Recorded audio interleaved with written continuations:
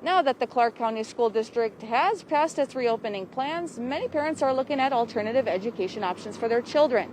Some have decided to drop the traditional approach and homeschool their kids instead. Homeschooling was never exactly my plan. The district's plan centers around a hybrid learning model that would have students in class 2 days a week, along with virtual learning the remaining 3 days. One local mom we spoke to says the new approach following the COVID-19 pandemic won't work for her family. The solution being proposed creates so many more issues, and by that I mean the 2-3 split. Heather Duke has decided to homeschool her 5-year-old son, who was supposed to attend kindergarten this fall. Responsibility, I think, to my son isn't just his education, which is important, obviously, and I take that very seriously. But there's a component of the psychological, emotional, and spiritual needs of a child.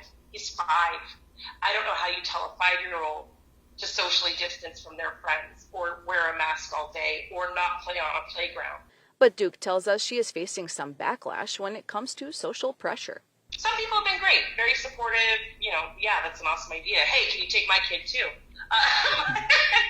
But others, right away, oh, you think that's best? Oh, you don't think they'll be behind? Oh, you don't think they'll get socialized?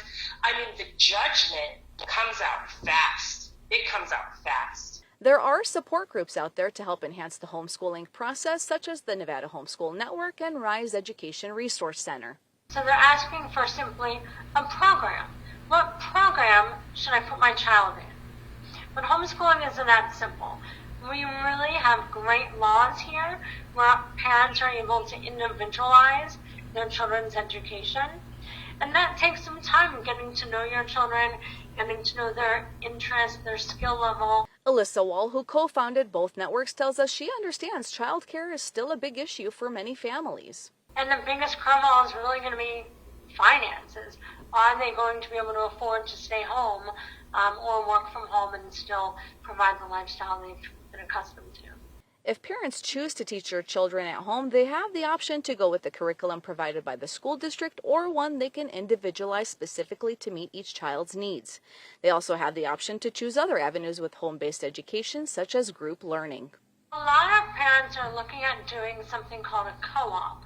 So a co-op is when 2 or more families get together and help teach subjects. Now, one thing to keep in mind here, experts say it's important to check with the Nevada Department of Education and the school district to know your options. Ronia, Kassa, Fox 5 News, local, Las Vegas.